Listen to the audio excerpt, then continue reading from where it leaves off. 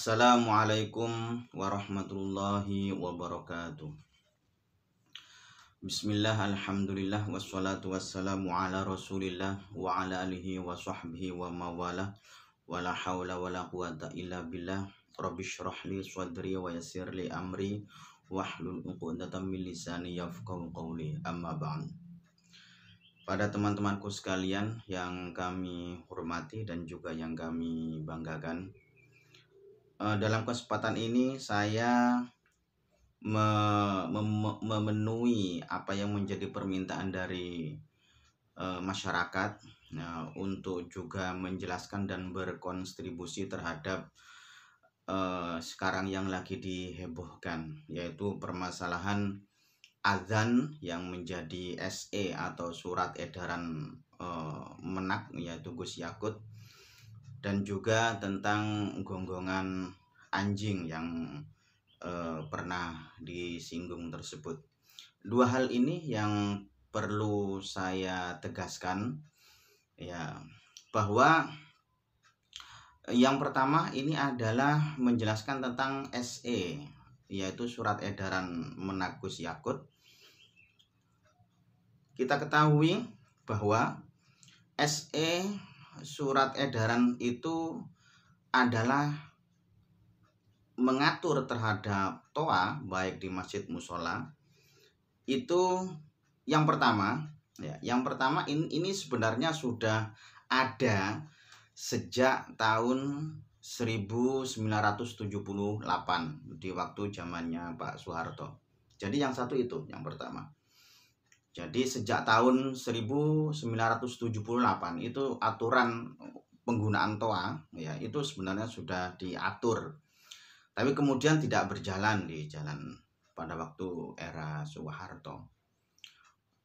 Kemudian juga ketika pada waktu kemenaknya itu adalah Pak Fahru Rozi, insya Allah itu sebelumnya Gus Yakut, itu sebenarnya sudah pernah disinggung juga untuk diterapkan aturan itu. Jadi sebelumnya itu memang sudah ada. Pada waktu zaman Soeharto dan juga pada waktu kemenaknya adalah Bapak Fahru Rozi. Kemudian juga di Gus Yakut itu juga memberikan surat edaran, yaitu tahun 2022 maksudnya. Tahun 2022 itu memberikan surat edaran terhadap masyarakat bahwa ada pengaturan di toa. Jadi sifatnya itu adalah mengatur, bukan menghilangkan, bukan meninggalkan adzan, bukan meninggalkan toa, tidak. Itu mengatur. Jadi perlu diingat, itu adalah mengatur, bukan meninggalkan atau menghilangkan atau menghapus toa, apalagi adzan gitu. Itu adalah hal yang tidak benar, karena sekarang itu pembulian terhadap Gus Yakut itu sangat luar biasa. Ada yang mengatakan toa dihilangkan, ada yang mengatakan adzan bahkan dihilangkan, tidak boleh adzan, kalau ada badai tidak boleh adzan, dan lain sebagainya. Luar biasa terhadap pembulian terhadap beliau Gus Yakut tersebut. Nah, itu sebenarnya sifatnya mengatur dan sudah diatur di SE itu seberapa maksimal volume yang dicanangkan oleh SE surat edaran tersebut. Itu adalah 100 desibel. 100 desibel itu sudah sangat keras dan keras sekali sudah. Jadi boleh untuk keras itu boleh. Nah, artinya sampai 100 desibel. Nah, kemudian dalam SE surat edaran Kemenak, Menak Gus Yakut tersebut ini sebenarnya satu, sudah mendapatkan izin dari MUI.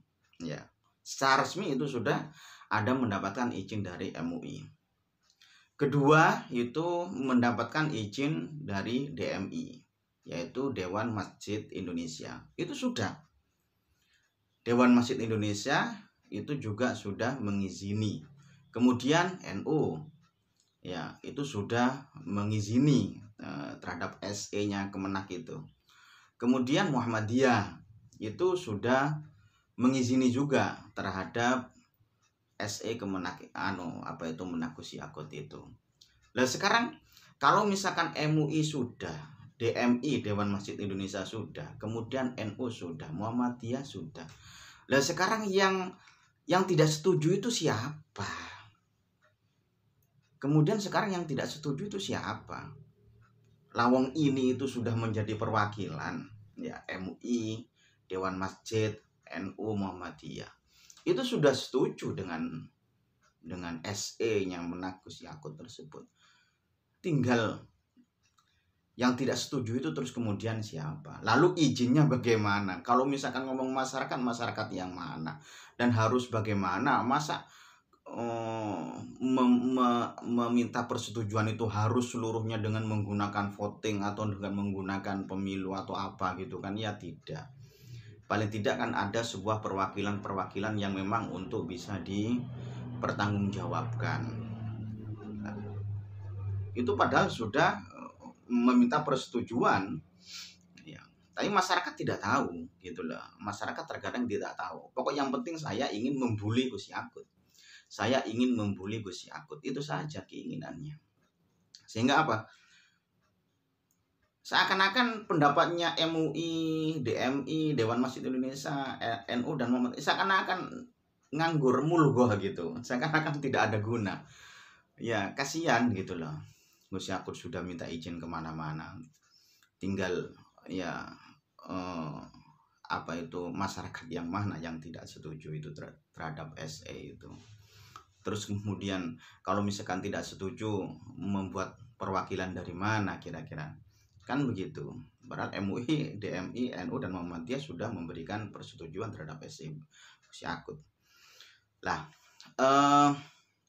yang pertama ini adalah menyangkut tentang masalah SE-nya Gus Yakut yang berhubungan dengan fikihnya. Apakah menurut fikih atau hukum Islam itu diperbolehkan atau tidak? Ya. Yang pertama, bahwa negara itu wajib untuk mengatur terhadap hal-hal yang membuat perselisihan di masyarakat, membuat singgungan di masyarakat, walaupun itu perkara yang makruh, ya, walaupun itu perkara yang makruh, itu berhak, pemerintah berhak untuk mengatur hal itu, berhak untuk mengatur. Itu fikih, itu yang bicara adalah fikih, bukan saya gitu, tapi fikih yang bicara itu. Jadi menurut fikih itu bahwa hukumnya untuk jahrul qiraah atau mengeraskan suara dalam pembacaan itu sunnah, ya, bagus, ya, afdol gitu. Mengeraskan suara itu bagus, afdol, baik. Lah, bagus dan afdol dan sunnahnya tersebut ini adalah karena memang di situ membuat gairah terhadap pembaca. Jadi orang itu kalau misalkan membaca dengan secara keras gitu kan, otomatis kan ya gairah, bergairah, naik gitu, bergairah, semangat gitu. Nah itu bagus itu, dan itu sunnah gitu, bagus dan sunnah itu afdol. Lah terus kemudian bisa memberikan terhadap pahala terhadap si same atau yang mendengarkan. Karena orang yang mendengarkan perkara-perkara yang baik itu kan otomatis kan si samanya itu kan juga mendapatkan pahala, karena mendapatkan pahala dari orang yang membaca, sehingga orang yang membaca juga mendapatkan pahala. Itu ya bagus gitu, bagus. Akan tetapi semuanya tersebut ini adalah kalau misalkan tidak mengganggu terhadap orang lain. Maka kalau misalkan mengganggu terhadap orang lain, maka hukumnya makruh gitu. Kalau sampai mengganggu terhadap orang lain, hukumnya makruh. Ya. Walaupun sudah orang yang terganggu tersebut ini sudah mengizini, tapi sifat makruh itu masih ada. Jadi walaupun sudah begitu, ya sudah nggak apa-apa sama, tapi dia merasa terganggu atau orang lain selain dia juga merasa terganggu, itu sudah makruh gitu lah. Lah, pemerintah dalam hal ini itu berhak untuk mengatur hal-hal yang makruh itu. Lah, saya sekarang ini dua kitab yang sudah saya persiapkan. Yang pertama ini adalah Bughyah ya. Kemudian yang berikutnya adalah I'anatut Thalibin. Yang pertama ini adalah di Bughyah ya. Saya langsung saja lihat di Bughyah itu halaman 66. La yukrahu fil masjid al-jahru bidzikri bi anwa'ihi wa minhu qiraatul Qur'an illa in syawwasa ala musallin aw adzana iman bal in kasura ata'adda haruma fayumna'u minhu hina idzin. Nah, jadi kalau misalkan mengganggunya itu sangat terlalu dan banyak yang diganggu, sangat terlalu mengganggunya itu, ya. Terus kemudian atau banyak yang diganggu katakanlah. Bahkan menurut Bughyah, kitab Bughyah itu adalah hukumnya haram. Jadi kalau misalkan mengganggunya itu sampai terlalu, ya keterlaluan untuk mengganggunya itu ya itu haram gitu. Lah, ini yang berfatwa demikian ini adalah dalam Bughyah, yaitu seorang Habib ya, yaitu dari Habib Abdurrahman bin Muhammad bin Husain bin Umar. Itu seorang Habib ya dari Yaman. Itu mengatakan demikian. Jadi memang bahwa untuk mengeraskan suara dalam bacaan tersebut ini ya sunnah dan itu bagus ya, karena alasannya seperti tadi itu. Akan tapi kalau misalkan sampai insyawasa mengganggu terhadap orang lain, maka hukumnya makruh. Akan tetapi kalau misalkan mengganggunya itu sangat terlalu, keterlaluan dalam mengganggunya tersebut, maka haruma fayumna'u minhu hina idzin, maka haram hukumnya, maka dan itu harus kita cegah gitu. Dan hal itu pemerintah ya memang ya wajib untuk mengatur, karena memang yang dipikir oleh Menak itu tidak hanya di Jawa, tidak, tapi juga di daerah-daerah lain itu juga diatur oleh Menak. Jangan hanya memikirkan dalam satu daerah saja, tidak, yang mayoritas Muslim atau semuanya Muslim gitu ya, tidak, tetapi juga melihat di daerah-daerah lain. Ya bahkan juga di itu dalam kitab Bughyah. Kemudian dalam kitab I'anatut Thalibin itu juga dijelaskan ya, juga dijelaskan wa yukrahu al-jahru bi qiraatil kafi wa ghairi in hasula bi ta'atin li musallin aw na'imin kama sarraha an-Nawawi fi kutubi wa qala syekhuna fi Syaril Ubab yang bagi hurmatul jahri bi qiraat bil qiraah fil masjid wa hamala kalamun aw bil karaha alama idza khifa ata'adda wa ala kaunil qira fi ghairil masjid. Nah, bahkan dalam Fathul Mu'in itu dikatakan makruh untuk mengeraskan suara ya dalam qiraah, dalam bacaan itu kalau sampai menimbulkan menyakiti terhadap orang lain atau mengganggu terhadap orang lain, baik orang lain tersebut ini dalam keadaan sholat atau dalam keadaan tidur, itu makruh hukumnya ya, makruh hukumnya. Kemudian oleh Imam Nawawi dan juga Syekhuna dalam Syaril Ubab itu mengatakan bahwa kalau misalkan dalam masjid itu haram hukumnya. Kalau dalam masjid itu haram hukumnya gitu. Kemudian kalau Imam Nawawi kalau misalkan itu fi ghairil masjid itu makruh. Jadi kalau misalkan dalam sampai mengganggu terhadap orang lain, kalau dalam masjid itu haram, Tapi kalau fi ghairil masjid itu seperti musola itu makruh gitu. Sampai Imam Nawawi dan juga Syekhuna fi Syaril Ubab itu mengatakan demikian. Nah ini kan berarti kan khawatir pemerintah tersebut ini insyawasa mengganggu terhadap orang lain, karena yang dipikirkan itu bukan cuma satu daerah tapi seluruh Indonesia. Dan ini memang sudah sudah sesuai dengan aturan fikih, Jadi MUI sudah menyepakati, DMI Dewan Masjid Indonesia sudah menyepakati, NU sudah menyepakati, Muhammadiyah sudah menyepakati, dan juga sesuai dengan konteks fikih hukum Islam. Lah terus gimana lagi gitu loh? Gimana lagi kok pembuliannya begitu dahsyatnya? Hadirin teman-temanku sekalian yang berbahagia, bahwa dalam SE itu ya memang tidak kaku. Ya, kita juga menerapkan kearifan lokal. Artinya kalau misalkan masyarakat di daerah tersebut ini sudah merasa enak dan merasa enjoy dan juga tidak terganggu dengan hal itu, ya saya kira nggak masalah. Artinya fan-fan saja.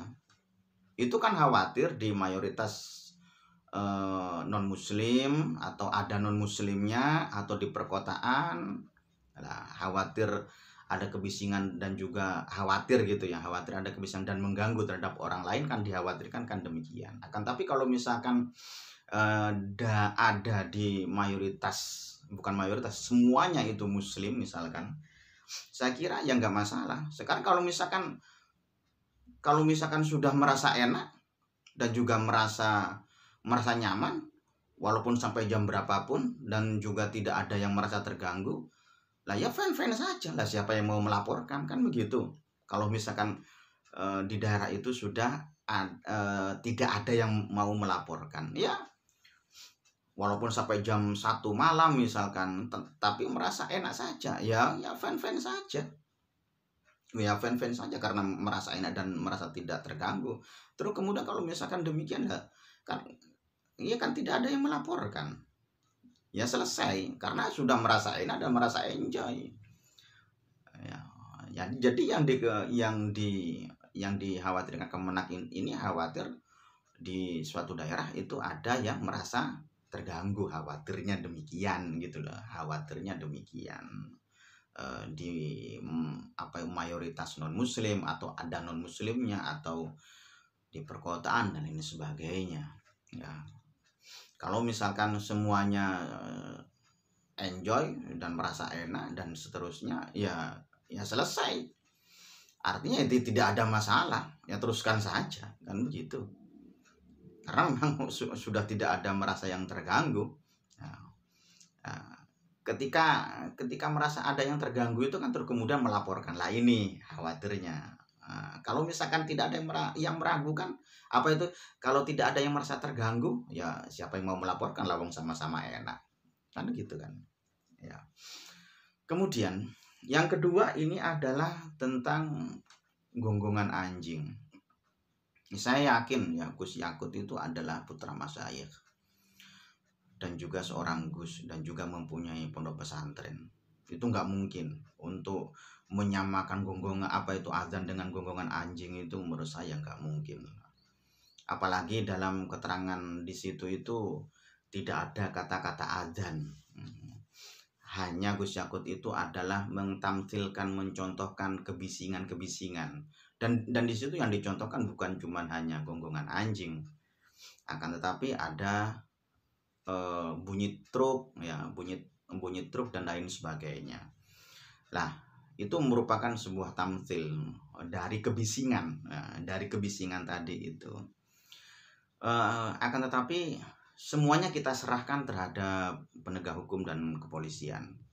Jadi kebenaran dalam negara, ya saya ulangi lagi, kebenaran dalam negara ya, itu berada di aturan hukum ya, dan di situ ada hakim dan kepolisian dan seterusnya yang menjadi penegak hukum gitu.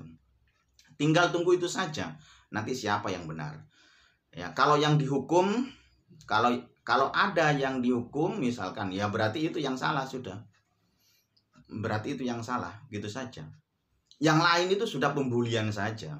Ada gambar anjing, ada video anjing, ada gambar, bahkan gambar yang sangat menyedihkan itu adalah Gus Yakut badannya itu adalah anjing, terus kemudian wajahnya adalah Gus Yakut, dan itu sampai demikian pembuliannya itu. Akan tetapi semua itu adalah kebenaran itu berada di pihak hukum dan aturan yang berada di negara ini.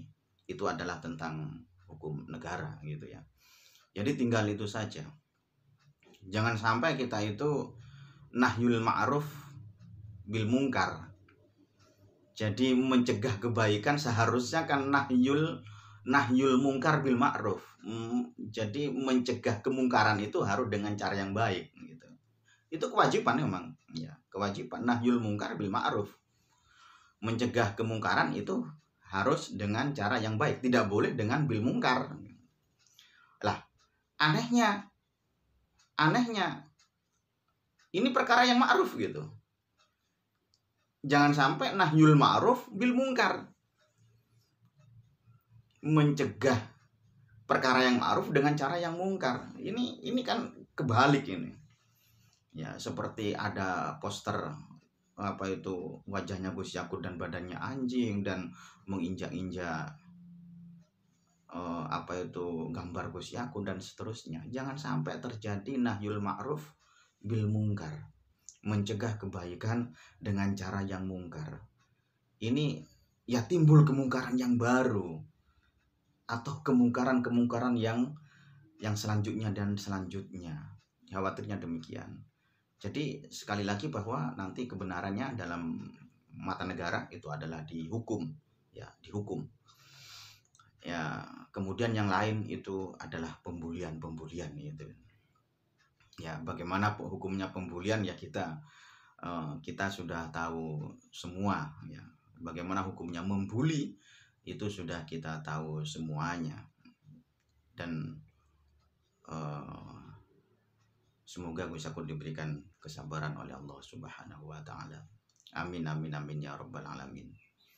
Sekian dari kami, kurang lebihnya wallahul muwaffiq ila aqwamit thoriq. Wassalamualaikum warahmatullahi wabarakatuh.